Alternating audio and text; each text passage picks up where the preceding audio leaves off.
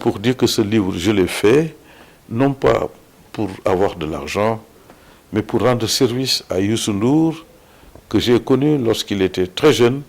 Et si vous voyez parcourir le livre, vous verrez une photo, Youssou N'Dour, qui avait peut-être 30 ans à l'époque, et qui est venu dîner chez moi, en compagnie de ma famille, etc. etc. Et depuis, j'ai entretenu avec Youssou N'Dour des relations d'amitié, mais de filiation. Et comme vous savez, j'ai écrit ce livre, du début à la fin, je n'ai pas vu Youssou N'Dour. Jusqu'à ce jour, Youssou n'a pas vu le livre parce qu'il est hors du territoire national.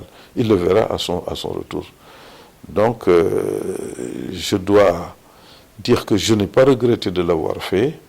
Et si c'était à recommencer, je referais la même chose. Youssou N'Dour, c'est un humaniste. C'est aussi un homme d'une grande générosité qui essaie de comprendre comment fonctionne sa société, qui essaie de rendre service. Il a créé un groupe qui s'appelle GFM. Il utilise plus de 200 personnes, des salariés, alors qu'il aurait pu garder son argent, faire le tour du monde, etc. etc.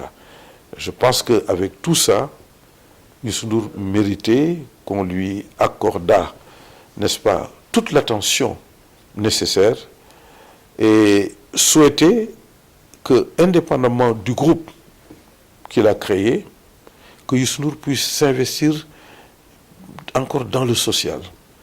Moi, je verrais un Youssou N'Dour faire le tour du monde, organiser des concerts, recueillir des fonds et venir construire un grand hôpital à Dakar pour permettre aux gens de se soigner.